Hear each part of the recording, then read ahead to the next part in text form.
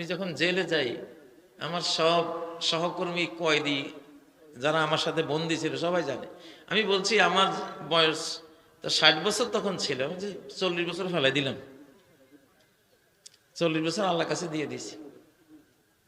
কারণ 40টা বছর শিক্ষকতা করেছি, 40টা বছর MA ক্লাসে, কামিল ক্লাসে বুখারী, মুসলিম, তিরমিজি, নাসাই, আবু দাউদ হাদিসের বিশ্ববিখ্যাত 6টা কিতাব পড়াইয়া প্রায় 40টা বছর যে জাতির সাথে ছিলাম, সেই 40 বছর শেষে তোরা একটা ফুলের তোড়া দিয়ে তো সম্মান দিতে পারতি, আমারে দিলি। আমারে কি মামলা? ডাকাতির মামলা, মার্ডার মামলা, চুরির মামলা দিয়ে। তখন আমি আল্লাহর কাছে, আল্লাহ এই আমার এই 40টা বছর তোমার কাছে জমা দিয়ে দিছি, তুমি আমার বয়স কমাই দাও। আসলে আমি জেলখানা কিন্তু আমার এখন এখন এখন তো আর যেহেতু এই দেশে ছিলাম 60-65 বছর, কিন্তু আমি 40 বছর ফেলাই দিয়া বয়স কমাই নিছি আল্লাহর কাছে। এই কোরআন আজকে সমাজে কত অশান্তি না? 15 বছর কত অশান্তি ছিল না? সেগুলি রোগ। চুরি একটা রোগ, নৈতিক রোগ। চুরিও কি? চুরি করা। আরে ভাই, আপনি রাষ্ট্রের নেতা হয়েছেন, এলাকার মেম্বার, চেয়ারম্যান হয়েছেন, জনগণকে আপনি খাওয়াইবেন পকেটের টাকা। কেন? আপনি রাজনীতি করেন, আপনি নেতা হয়েছেন, নেতা তো খাওয়াইতে হবে নাকি? না উল্টে আপনি ফকিরের, কাঙ্গালের, মেসকিনের গম চুরি করে খান। সি সি সি সি সি আসলে মানুষের কি পরিমাণ বেহায়া হইলে নেতারা এরকম কাজ করে। সি, ঠিক না বে ঠিক? তোরা নেতা হইতে কইছে কে? তুই সিদেন চোর হইতে, এটা আরো ভালো ছিল। ঠিক না বে ঠিক? তুই চুরি করলে না হয় 10 জনের বাসা চুরি করতে। এখন যদি তুই যে 10 লাখ লোকের জিনিস চুরি করছিস, তুই কয়জনেরটা জবাব দিবি কিয়ামতের দিন? কয়জনের হক তুই দিবি? কেমনে দিবি? ঠিক না বে ঠিক? তো ইহদিনাস সিরাতাল মুস্তাকিম, এই সূরা তো আমরাও পরীক্ষা করি। আমি এই সূরাকে পরীক্ষা করেছিলাম জেলখানায় একটা আদা মারা বিড়ালের বাচ্চার উপরে। মানে প্রায় মারা গেছে, রোদের মধ্যে থুয়ে দিছে মানুষ, এটা নড়াচড়া নাই, পরে খাদাই ফেলবে আর কি। আমি বললাম রাখ তোরা, আমি দেখি ওর যদি হায়াত থাকে তো কোরআনের একটা অলৌকিক শক্তি দেখবা। আমি 7 বার সূরা ফাতিহা করে ফুঁ মারছি। কিছুক্ষণ বাদে দেখেছে সুন্দর হাঁটতেছে, ছোট বিড়ালের বাচ্চা। তো আমার পিস ইন্টারন্যাশনাল স্কুল, মার্সিবল ইন্টারন্যাশনাল স্কুল আছে, ইসলামিক স্কুল, ওখানে একটা ডিপার্টমেন্ট খুলবো, যেই সারা পৃথিবীর সব হাসপাতালে যেই রোগীর চিকিৎসা হবে না বলে ডাক্তার বলে দিছে, আসো আমাদের কাছে ইনশাআল্লাহ। আমরা কোরআন দিয়া একটা শর্ত দেব, ভাই তোমারে, তুমি ইহদিনাস সিরাতাল মুস্তাকিম মানো কিনা। যদি মানো তাহলে তোমার শেফার গ্যারান্টি আমরা দিতে পারবো ইনশাআল্লাহ। আল্লাহর কথা, এটা সম্ভব, এটা কোরআন দিয়েই এটা সম্ভব। ও ভাই, আর নবীজির কাছে কত রোগী আসছে, অস্ত্রের আঘাতে শরীরে এখান দিয়ে ঢুকে ওখান দিয়ে বাইরে গেছে, নবীজি একটু খালি হাত মুছে দিছে।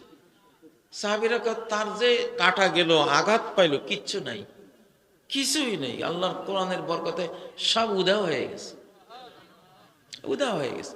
নবীজির কাছে যে কোনো রোগী আসলে উনি কোনো আয়াত পড়ে বা কিছু একটুখানি মুছে দিতেন, শেষ। তো আমরা তো সেই অলৌকিক কোরআনের জাতি না? কি মনে করতেছেন এখানে যে নুরানি হাফেজি মাদ্রাসা, হয়তো ভাবছেন এটা ছোটখাটো একটা মাদ্রাসা আর কি। এটা হলো আমেরিকার সমস্ত ইউনিভার্সিটি, ইউরোপের সবগুলো ইউনিভার্সিটিকে যদি এক পাল্লা রাখা হয়, বাংলার এই শুধু এই একটা নুরানি মাদ্রাসা আরেক পাল্লা রাখলে এটার ওয়েট বেশি হবে, কোটি কোটি গুণ বেশি হবে এটার ওয়েট। সুবহানাল্লাহ। কেন? এটা কোরআন। এটা কি? এটা কোরআন। এখানে যা পড়ানো হয় যদি বুঝতেন রে ভাই। ধরেন আপনার শিশুরে এখানে শেখানো হয়, ঘুমের দোয়া শেখানো হয় না? ঘুমের দোয়া কি শিখাই? আল্লাহুম্মা বিসমিকা আমুতু ওয়া আহইয়া, হে আল্লাহ বিসমিকা, তোমার নাম নিয়েই আমুতু, এখন আমি মারা যাব, ও আহিয়া, তোমার নাম নিয়ে আমি আবার বেঁচে উঠব। আপনি যাচ্ছেন ঘুম, কিন্তু ঘুমের কথাই নেই এখানে দোয়ার মধ্যে। ঘুমের দোয়ার মধ্যে ঘুম শব্দটাই নেই। কি আছে? হায়াত মৌতের কথা। এখনকার বিজ্ঞান গবেষণা করে বের করেছে যে ঘুমের 90 মিনিটের প্রতিটা পর্বের মধ্যে 15 থেকে 16-17 মিনিট থাকে কমপ্লিট আমরা মরে যাই, একদম ডেড বডি। তারা কোটি কোটি ডলার খরচ করে গবেষণা করে এটা বের করার পরে এক মুক্তবের শিক্ষককে ওই গবেষক বলতেছে, জানো আমরা এমন একটা গবেষণা করে আমরা বের করেছি যে মানুষ ঘুমের মধ্যে মারা যায়। তো মুক্তবের হুজুরে কয়, আরে আপনি কয় বছর গবেষণা করছেন? 40 বছর। আরে 40 বছর আগে যদি আপনার সাথে আমার দেখা হইতো, তাহলে তো আমি ঘুমের দোয়াটা আপনারা জানাই দিলে, আপনি 40টা বছর যে কষ্ট করলেন, চুল দাড়ি সাদা করে ফেলেছেন, বেকার কষ্টটা গেছে।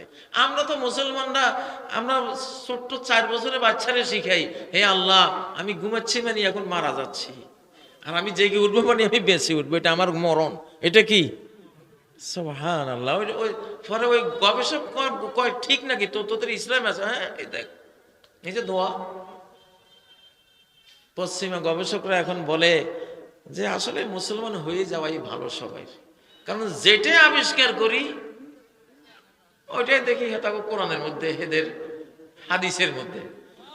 তো এই এই এই এত কোটি কোটি শত শত কোটি টাকা খরচ করার দরকার আছে? এর চেয়ে মুসলমান হয়ে যাও, এটাই ভালো। এই অলৌকিক কোরআন এখানে পড়ানো হয়, ঠিক না বেঠিক? ইহদিনাস সিরাতাল মুস্তাকিম। আমারে আপনারা যা দেখেন, আমার বয়স কত? 65 বছর। আমার বয়স কত? 65 বছর। কিন্তু আমার এই কোরআন আমাকে, আমি উপরে 65, আমার বয়স 65 বছর, আবার 20 বছরও। 20 বছর কোরআনের কারণে, আর 65 বছর মেয়ে আপনাদের বাংলাদেশে থাকার কারণে।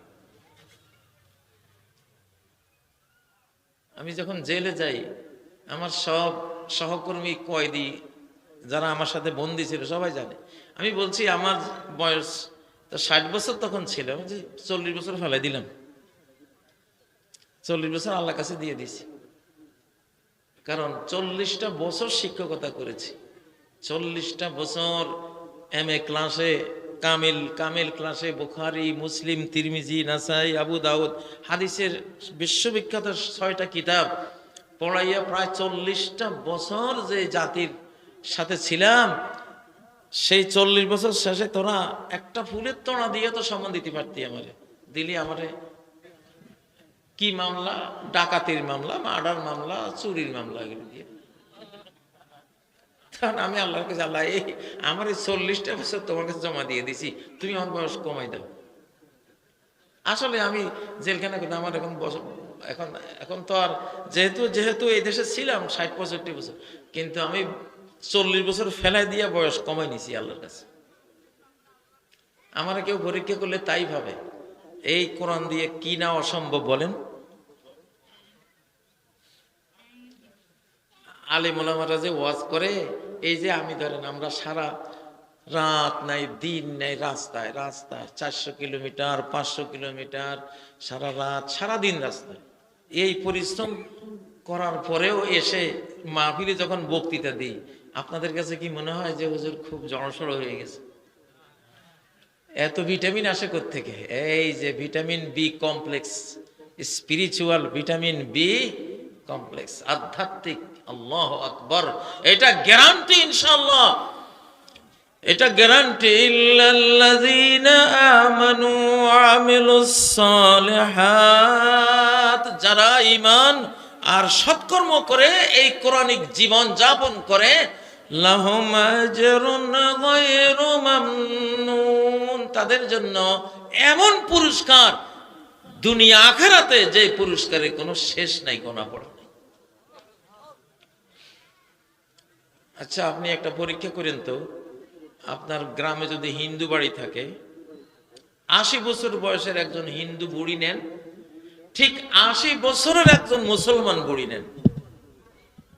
যে মুসলমান বুড়িটা কোরআন পড়ে, নামাজ পড়ে, আল্লাহ আলী, আপনি হিন্দু বুড়িটার দিকে একবার তাকান, মুসলমান বুড়ির দিকে একবার তাকান, আপনি আকাশ পাতাল একটা বেশকম দেখবেন। আপনি আকাশ পাতাল একটা বেশকম দেখবেন। তো মুসলমান বুড়িটাতে একই খাবার খায়, ঠিক না? একই খাবার খায়। অনেক সময় দেখা যায় ওরা ওদের অন্য ধর্মের ওদের অর্থনৈতিক সামর্থ্য বেশি, আরো ভালো খায়, কিন্তু আপনি জীবনেও কোনোদিন একরকম পাবেন না। মুসলিম বইটাকে দেখবেন কতটা তুলনামূলক, তার চেয়ে বহু সতেজ, বহু প্রাণবন্ত, তার চেয়ে অনেক, তার সব দিক থেকে তার শরীরের হায়াতের জীবনের তার প্রাণবন্ততা বেশি, উজ্জীবনী শক্তি বেশি। কোরআন কিসের কারণে? আচ্ছা, তাইলে কি পেলাম? হেদায়েত হলো সকল রোগের শেফা। হেদায়েত কি? সকল রোগের সেবা। সকল রোগ কি? একটা মনোরোগ আছে, ডিপ্রেশন।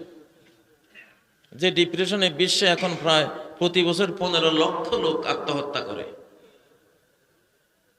বেঁচে লাভ কি? আমারে কেউ দেখতে পারে না। দক্ষিণ কোরিয়া গেলাম, দক্ষিণ কোরিয়ার সমাজ সম্বন্ধে একটা টাওয়ারে গেলাম। সেই টাওয়ারে যাওয়ার পথে টাওয়ার পর্যন্ত কতগুলো লোহার রড দিয়ে তারা একটা ব্যারিকেড বানাইতেছে। সেখানে দেখতাম শুধু লাভ, ওই যে আই লাভ ইউ টাইপের যে কথা না, কয়েক হাজার না কয়েক লাখ তালা জ্বলতেছে। কি সেই ও টাওয়ারের কাছে চাইতেছে, আমার একটু ভালো রাখো, আমি একটু ভালোবাসা চাই, আমি একটু সুখ চাই। এগুলি ওদের জীবন কি? বয়স হয়ে গেলে স্বামী থাকবে বিল্ডিং এ, স্ত্রী থাকবে ও আরেক বিল্ডিং এ, আর ফোলাফাইন তো কই থাকবে, কোন দেশে কে থাকবে। তো শেষ ওদের জীবনের শেষ প্রাপ্তিটা হলো আত্মহত্যা। এই জীবন রেখে কি লাভ? কিন্তু এই বাংলাদেশে হেদায়েত আছে না নাই? আছে তো। আমার শিশুকালে আমি দেখতাম 120 বছরের বুড়ো, 100 বছরের বুড়ি এক বালিশ ছাড়া ঘুমায় না। কে একসাথ করেছে? ওয়ালাকিন আল্লাহ আল্লাফা বাইনাহুম। আল্লাহ কে? আল্লাহ। আল্লাহ যার জীবনে আছে, ভালোবাসা তার জীবনে আছে, তাই না? মানুষের আন্তরিকতা তার জীবনে আছে। সায়াজআলু লাহুমুর রাহমানু উদ্দা।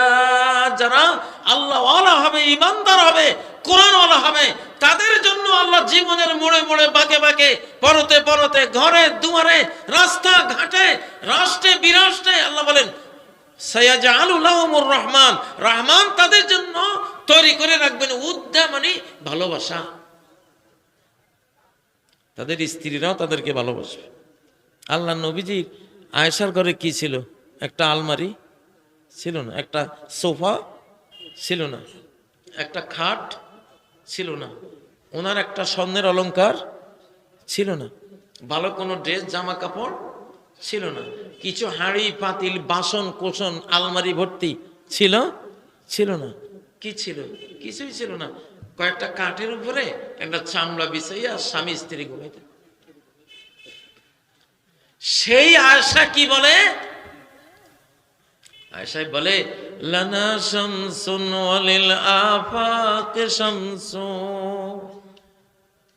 আমার ঘরে একটা সূর্য আছে আর আকাশেরও একটা সূর্য আছে। অশামসি আফদালু শামসিস সামাই। তবে আমার সূর্য আকাশের সূর্যের চেয়ে আরো বেশি উজ্জ্বল, আরো আলোকিত, আরো সুন্দর, আরো মনোগ্রাহী, হৃদয়গ্রাহী। কেন? ফাইন্না শামসাস সামাই তাতলু বা'দা ফাজরি ওয়া শামসি তাতলু বা'দাল ইশাই। দুনিয়ার আকাশের সূর্য তো ভোরের আলো ফোটার পরে সে উঠে, তখন তো আলো অটোমেটিক হইতেছে, সে উঠা বাকি আলোকিতটা সে করে। আর আমার সূর্য উঠে আমার ঘরে এশার নামাজের পরে, যখন যে যুগে কোনো কারেন্ট নাই, বিদ্যুৎ নাই, অন্ধকার, তখন আমার মুহাম্মদ সাল্লাল্লাহু আলাইহি ওয়াসাল্লাম, আমার স্বামী, সে যখন আমার ঘরে আসে, তার চেহারার আলোতে আমার গোটা ঘর আলোকিত হয়।